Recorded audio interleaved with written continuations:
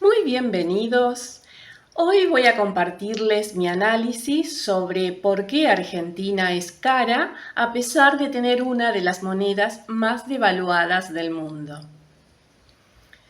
Luego de la Primera Guerra Mundial, el euro de Europa había desaparecido, ya sea porque lo saquearon, porque lo enterraron en algún lugar y luego no pudieron encontrarlo, porque lo enviaron a otro continente o porque nadie confiaba en el Estado para poner el oro en sus manos. Lo cierto era que no había oro para el comercio internacional. En la Conferencia Económica Mundial de Londres de 1933, asumiendo que la Gran Depresión de 1929 había sido producto de la enorme contracción del comercio internacional, gestaron el Acuerdo de Bretton Woods sobre tres pilares fundamentales. Primero, retirar la circulación del oro del mercado interno para reservarlo para el comercio internacional y para el pago de compromisos internacionales.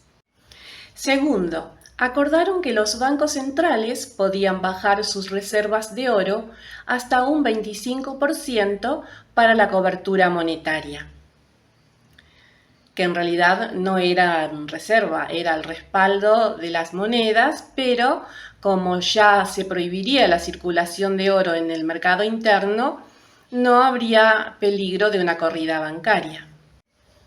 Este permiso para disponer del 75% del respaldo monetario era para que el oro fuera destinado al comercio internacional y o al pago de compromisos internacionales.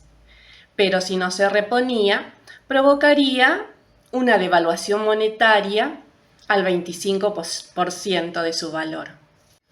Y la tercera medida cerraría la trampa de la declaración de la devaluación monetaria. Los bancos centrales debían interactuar y alinearse con el Banco de Basilea, que había sido creado para la recaudación de los resarcimientos de gastos de guerra y oficiaría de Banco de Préstamos Internacionales. Para eso, los bancos debían informar su situación monetaria. En enero de 1944, el vicepresidente de la Fed de Nueva York, el señor John H. Williams, declaraba a la revista Foreign Affairs que, a diferencia de la post-Primera Guerra Mundial, el mundo ya contaba con un sistema de control de cambios bien desarrollado. Finalmente, en la Conferencia Económica y Financiera de las Naciones Unidas, realizada en la localidad estadounidense de Bretton Woods entre el 1 y el 22 de julio de 1944, se selló el sistema monetario como acuerdo internacional, con la firma de todos los integrantes de la Sociedad de las Naciones, que era el organismo antecesor a la ONU. Argentina, que era el único país del continente americano que no formaba parte, que no era miembro de la Sociedad de las Naciones, no fue invitada a ninguna de las conferencias mencionadas e ingresó al acuerdo recién en 1956. Este acuerdo valoraba las monedas nacionales con la tasa resultante del cociente de la cantidad de oro que poseía el país por la cantidad de monedas nacionales emitidas, de acuerdo a la práctica bancaria de convertibilidad, donde la cantidad de oro tenía que ser igual a la cantidad de monedas que lo representaba. Una tasa de cambio igual a 1 significaba que el billete no había perdido su valor con respecto al oro, mientras que una tasa menor a 1 representaba el porcentaje al que se reducía el valor del billete. Y por supuesto, La tasa no podía ser mayor a 1 porque eso significaría que el valor del billete era superior al oro que representaba. Un absurdo. Si todos los países hubieran tenido una cantidad de oro igual a la cantidad de monedas emitidas, se hubiera dado una paridad monetaria internacional. Pero como ese no era el caso, se generó el caótico sistema de disparidad monetaria internacional, agravada por la suposición de que toda la emisión monetaria del país debía estar respaldada por oro. Esta suposición aspiracional era una falacia absurda que solo ampliaba la brecha cambiaria, incluyendo en el cálculo de la tasa a todos los billetes de la economía interna que nunca iban a ser cambiados por oro. Nunca economía alguna tuvo sus actividades basadas exclusivamente sobre el oro. Nunca. El oro, por su alto valor, solo circula en determinados sectores sociales, en determinadas actividades económicas donde se manejan altos precios. En el resto de las actividades económicas circulaban monedas de plata, cobre, otros metales. Incluso hasta la Primera Guerra Mundial, las transacciones comerciales se realizaban en la modalidad de trueque de mercaderías y eventualmente se cancelaba algún saldo con oro. Puede que la fórmula de conversión monetaria hubiera funcionado bien si se hubiera advertido a los países que debían diferenciar la emisión de billetes que estarían cubiertos por oro del resto de los billetes de la economía que circulan en el mercado interno, que podían estar respaldados por otra alternativa, incluyendo la producción nacional, que es el verdadero respaldo de la moneda. Pero como esto no sucedió, vuelvo al pacto de Bretton Woods para mostrarles que todos los países firmantes, a excepción del Reino Unido de Gran Bretaña, declararon sus monedas devaluadas, incluyendo al propio Estados Unidos, que era el mayor productor y poseedor de oro. La columna 1 indica la tasa de cambio de la moneda nacional a oro, es decir, que el precio de la mercadería en moneda nacional multiplicado por la tasa nos da la conversión del importe en oro.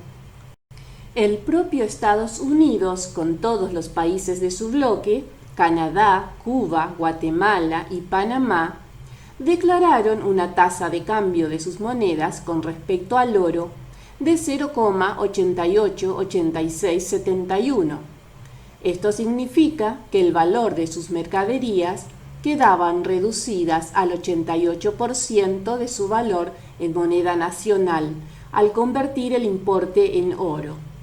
También significaba que tenían una emisión monetaria sin respaldo del 11,13%. Inmediatamente después vienen Colombia con una reducción del valor de sus mercaderías a un 50%, emisión monetaria sin respaldo del 50%. Honduras y Filipinas, reducción del valor de las mercaderías al 44%, emisión sin respaldo del 56% de los billetes. Etiopía y El Salvador, valor reducido de las mercaderías a un 35%, emisión sin respaldo del 65% de los billetes. Países Bajos, reducción del valor de las mercaderías a un 33%, billetes sin respaldo 67%. Turquía, reducción del valor de sus mercaderías al 31%, billetes sin respaldo 69%. Aunque resulte tedioso, voy a continuar para que quede claro el impacto que produjo sobre los precios de las mercaderías no haber podido diferenciar cuáles billetes se afectaban al comercio internacional y cuáles al comercio interno. Paraguay redujo el valor de sus mercaderías a un 28%, con una emisión monetaria sin respaldo del 72%. India y Venezuela redujeron el valor de sus mercaderías a un 26%, con una emisión monetaria sin respaldo del 74%. Dinamarca, México y Noruega redujeron el valor de sus mercaderías a un 18% y tienen unos billetes sin respaldo del 82%. Nicaragua redujo el valor de sus mercaderías a un 17%, billetes sin respaldo del 83%. Costa Rica redujo el valor de sus mercaderías a un 15%, billetes sin respaldo del 85%. Islandia y Perú redujeron los precios de sus mercaderías a un 13%, billetes sin respaldo del 87%. Ecuador redujo el precio de sus mercaderías al 6%, billetes sin respaldo del 94%. Y Chile redujo el valor de sus mercaderías al 2,8%, billetes sin respaldo del 97,2%. Irán redujo el valor de sus mercaderías a un 2,7%, billetes sin respaldo del 97,3%. Bolivia redujo el precio de sus mercaderías a un 2,1%, billetes sin respaldo del 97,7%. Bélgica y Luxemburgo redujeron el precio de sus mercaderías a un 2%, billetes sin respaldo del 98%. Checoslovaquia redujo el precio de sus mercaderías a un 1,7%, con una emisión monetaria sin respaldo del 98,3%. Y por último, Francia, con una reducción de los precios de sus mercaderías a un 7 milésimo de su valor en moneda nacional, con un 99,25% de sus billetes sin respaldo. Un disparate. Ningún exportador hubiera aceptado este acuerdo. Se concretó porque lo firmaron los gobiernos. De hecho, los exportadores habituales de commodities de aquella época, esto es de mercaderías agrícola-ganaderas y combustibles, no aceptaron esta drástica reducción en los precios de sus mercaderías y para ellos crearon el concepto de precios internacionales, donde la práctica lógica de que el vendedor ofrezca el precio fue cambiada por el precio fijado desde el mercado de Estados Unidos, acorde a dicho mercado. Esto significa que igualaron los precios de mercado en ese punto, sin importar la cantidad de oro que tuviera el país del exportador. Lo que es totalmente lógico, porque la mercadería en sí es una moneda de valor intrínseco. Sin embargo, esta ventaja que tenían y que tienen hasta nuestros días los exportadores de commodities derivó en el traslado del precio internacional de sus mercaderías al mercado interno, reservándose la opción de exportar todo si no se pagan en el mercado interno los precios de exportación. El alto precio de los commodities en el mercado interno traccionó los salarios y el resto de las actividades del país, porque todo el mundo necesita ganar lo suficiente para poder comprar lo básico, que es justamente lo que ellos ofrecen. Todos los sistemas de precios toman como base los precios de los productos básicos. A lo largo de la historia económica argentina, los gobiernos han intentado corregir este problema mediante medidas como la fijación de precios para la canasta básica y las restricciones, limitaciones a las exportaciones para impedir el desabastecimiento del mercado interno. Sumado a todo esto, la restricción de emisión monetaria, que significa la aplicación de la fórmula de conversión monetaria, generó un mercado interno con precios altos, sin aumento de producción y con escasa oferta monetaria.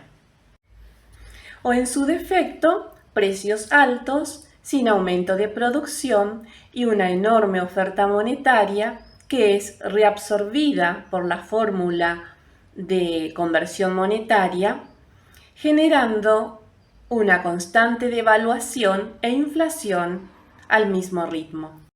Todo esto explica por qué Argentina es cara y explica los dichos del presidente Milei durante la campaña política de 2023. Contar algo. Argentina produce alimentos para 400 millones de seres humanos. Sin embargo, tenemos pobre y hay hambre. Está claro que el problema no son los exportadores de commodities, sino la fórmula de conversión monetaria, que genera una enorme disparidad. Desde un punto de vista parcial, alguien podría creer que las exportaciones caras compensan con las importaciones baratas. Pero no están teniendo en cuenta que las importaciones baratas están impidiendo el desarrollo de la producción nacional, que es la fuente de trabajo de la población. Ni que si se toman deudas caras y hay que importar todo porque el país no produce nada, no quedan divisas para pagar esa deuda cara e innecesaria. Innecesaria porque la necesidad de deuda se origina en la limitación arbitraria del crecimiento económico a la cantidad de divisas internacionales que posee el país. Y cara por la gran brecha cambiaria que genera la inclusión de la masa monetaria del mercado interno en la fórmula de conversión monetaria. Y como si todo esto fuera poco, un show de calificaciones crediticias montada para incrementar obscenamente los intereses.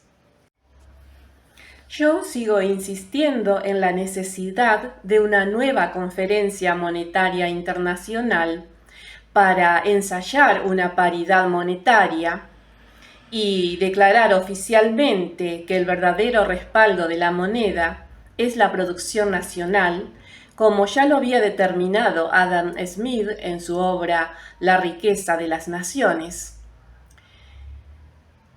Obra que precisamente tenía como finalidad rebatir el dogma mercantilista de que la riqueza de un país se mide por la cantidad de oro que posee. Y sin embargo, el dogma mercantilista fue el que se impuso en 1944 y a pesar de todos los desequilibrios que genera en todas las economías, continúa vigente. Es todo lo que tengo para decir por ahora. Espero que les haya gustado mi nuevo análisis y me despido con un feliz Navidad, próspero año nuevo y excelentes vacaciones. Un abrazo.